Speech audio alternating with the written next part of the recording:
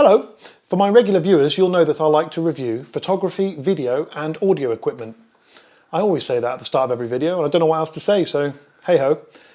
I'd like to pass you over to Bob. Thank you, Joe. That was my line. This is my channel and this is Joe. He's just said his name's Joe. I'm actually today with, hello audience, I'm actually here today with Joe Dart from Joseph Dart Photography, and he is an awesome photographer. He's a bit modest actually, but he predominantly, when I say he, that sounds like you're not in this room, but you predominantly do wedding photography, I guess, don't you? Yeah. Bit of portrait work, but if you want to see how good Joe is, visit his website, www.josephdartweddings.com, but don't go there unless you're a bride and you're looking for a wedding photographer. Well, what about grooms? You're being sexist. Yeah, I am, but grooms don't book me, brides do. There you go. Well, there we go, so you're allowed to be sexist. That's fact. That's fact. It's not sexist. Actually, grooms aren't the blindest bit interested, are they? I think in 6 years I've maybe had one groom book me. Really? Yeah. Everything else has been brides, so fact. Well, great photographer, and hence the reason I'm here, because Joe is the perfect person to go through, not his workflow as such, but why you chose Canon. Now, there's many brands on the market. They're all good, you know. I don't think there's a bad camera on the market particularly, but you invested in a Canon 5D Mark IV. I don't know which one that is, and the 5D Mark III. I have no idea what's what. Yeah. And they're DSLRs as opposed to mirrorless. Now you've been in this game now 6 years. 6 years. 6 years. Gosh. So of course mirrorless was at its infancy back then. So hence the reason I can see why back then you went for DSLRs. But what was your original reason for picking Canon over and above, well, I say Nikon, but many other brands?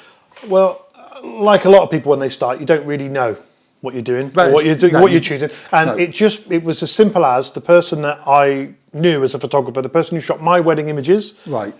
I asked him, what should I get? And he advised me to get a Canon 7D because it just come out, I think. Right. And he told me that because he shot Canon, he enjoyed shooting Canon, he liked the skin tones of Canon, and he said, shoot Canon. Ah, right, okay. Yeah, so that's why I shot Canon. And that came about. And obviously you would have known anyway that a lot of pros use Canon anyway, and it kind of fitted, I guess. But the 7D was APS-C, that was crop sensor. Yes. So did you still get the 7D, then sell it to get the 5D Mark 3s and 4s, or? No, so I shot my first wedding where I was just it was a friend of mine. They already had a photographer, but I went along and shot, and they got married in this really big barn. It was really dark. Right. And instantly I took these photos, and I didn't use flash, and it had a built-in flash, the Canon 7D, but I didn't use flash. And I looked at the photos when I got back, and instantly I knew I needed full frame.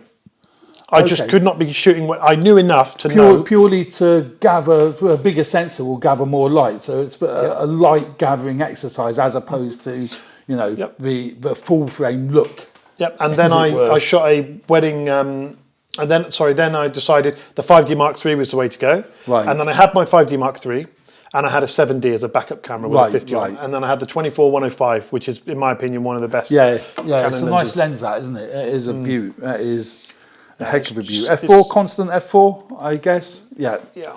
Very, yeah. Okay.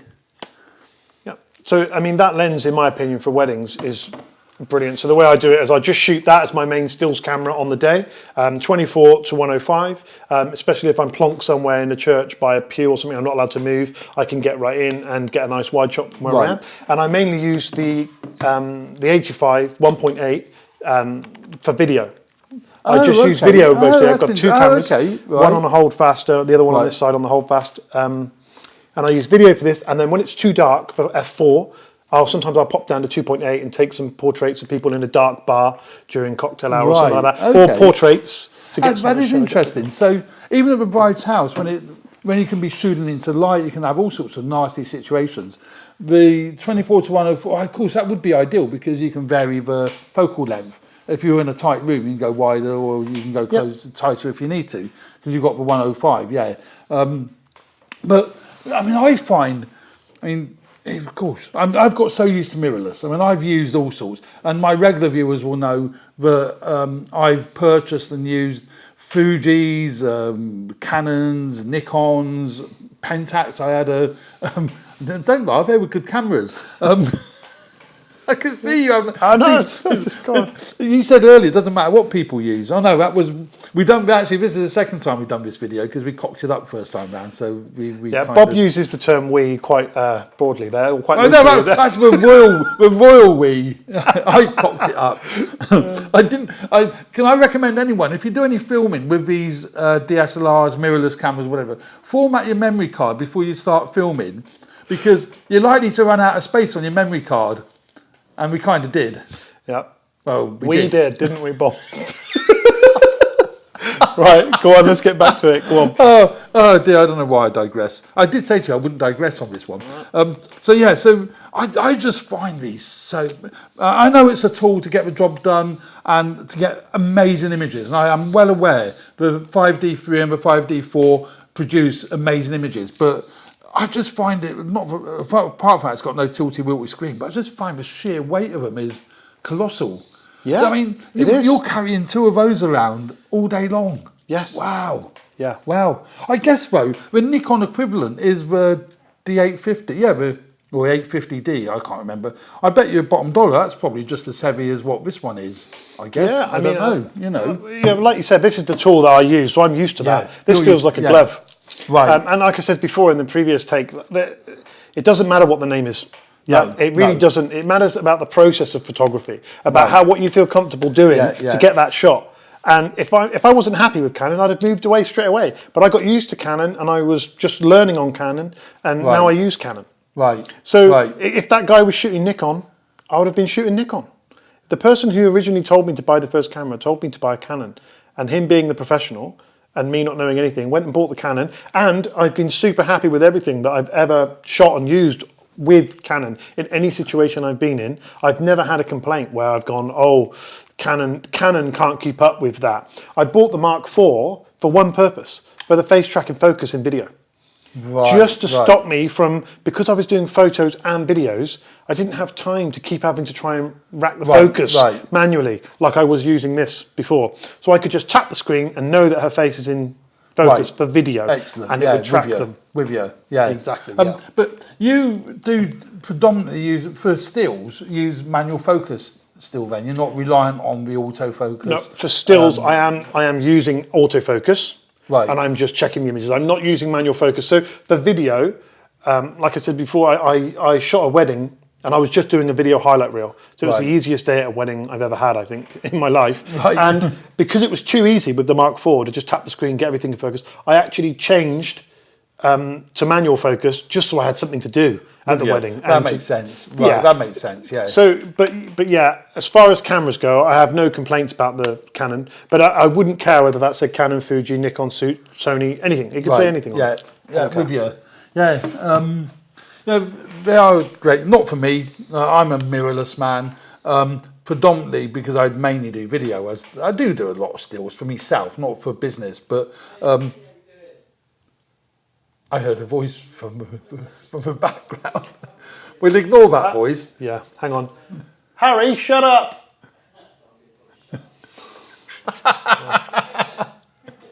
You're ruining the audio, shut up! That's live. So, I'm predominantly mirrorless. I've got a couple of DSLRs, but I can't imagine I'm ever going to pick them up and use them. But, great cameras, obviously, for what you do and what you use them for. Obviously, dual SD cards. I don't know. I have no idea why I just mentioned. Oh, that's odd. It's a compact flash and an SD compact card. flash. Oh, how old-fashioned. Right. Okay. So is that the same then? Yep, is it? The same. Yep. Compact flash and SD. I didn't even know they made cameras with compact flash these days. Okay. So again, you wouldn't run a camera without two SD cards, would you? It's just without two cards. Not SD, two card slots. So so that's basically. I say it's not your workflow as such, because your workflow obviously goes a lot further than that. You use Max, I guess, for editing. Do you? Yeah. Lightroom, Photoshop, that kind of. Yeah, I thought you might do. So here we go. Yeah, you're a big fan of the Canon 5D Mark IIIs and 4s, but. I say you're a fan, as you said earlier. You're not brand loyal, are you? You know, it's what does the job. And I know you've got you bought a couple of Fujis off me. Yep, I've got a Fuji. You're loving them, aren't you? Yeah, I love the Fuji X-T3. I borrowed that Sony off you before. Yeah, that's right. That opened my eyes again to Sony, and I was thinking, yeah, these are great, but I'd need to go through that learning curve. Yeah. I know these cameras inside out. Yeah. And the problem I have is when you're starting out, you have a little bit of leeway with what you're charging, that you can go through this learning curve. You need to know what you're doing. Yeah, of course. At a wedding. Yeah. But when you get to a level where you're charging good money, right, and you cannot miss moments, there's no leeway for these learning curves with these cameras. Right. So I have to be 100% sure. And one of the tests I've always done is to chase around after the small children, like that sounds bad, your own small children, and photograph them in different places in the house. And if you can keep capturing focus and keep getting good, consistent shots with composition and focus of your kids running around, a bride would be no problem. Right. Yeah, and I'm not talking about taking the kid out to a field and then having a portrait session and being able to get good shots. I'm talking about running around the house and then they hide under the table and it's dark and you can quickly change the exposure and get a nice shot. And then they run around the back of the couch, or they're jumping up and down on the bed and then you need to get a shot. So there's always a good tool for practicing for weddings is to follow your children around if you've got young children. Advice, Yeah, and try and capture them. And it's a great way to learn the camera. Right. Because you go, I just couldn't get it would not lock focus. They were jumping up and down the bed and it would not lock focus. Right. Whereas I know with that camera, I can walk into any situation and nail, with a flash in my back pocket and that camera and that lens, I can nail any situation and get a really good, usable, professional photo in any situation. That's why I use Canon. Excellent. Good stuff. Okay. All right. Well, we should leave it there for now. Joe, you're great. We're going to be doing more collaborative work with Joe. A lot more videos. We're going to go out and about and do things over the course of the rest of this year, next year. Absolute pleasure, Joe, meeting you today. Thanks for working with me on this video.